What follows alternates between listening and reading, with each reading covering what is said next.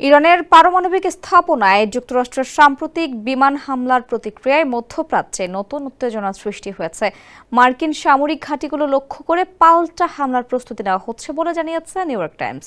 পত্রিকাটির প্রতিবেদনে বলা হয়, মার্কিন সেনাবাহিনী ও গোয়েন্দা সংস্থাগুলো এরই মধ্যে ইরানপন্থী মিলিশিয়াদের সশস্ত্র প্রস্তুতি শনাক্ত করেছে।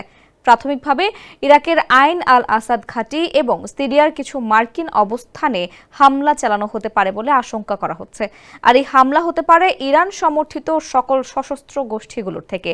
এ বিষয়ে এখন পর্যন্ত হোয়াইট হাউস কিংবা তেহরান আনুষ্ঠানিকভাবে কোনো মন্তব্য করেনি। তবে সূত্র জানিয়েছে, ইরাক সরকার সম্ভাব্য হামলা ঠেকাতে সর্বোচ্চ প্রচেষ্টা চালাচ্ছে। জেনেক্সে শিফট করো, লাইফকে লিফট করো।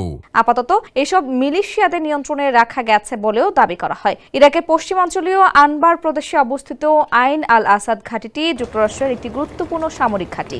এখান থেকেই ইরাকি বাহিনী ও ন্যাটোর বিভিন্ন অভিযানে সহায়তা দেয় মার্কিন সেনারা।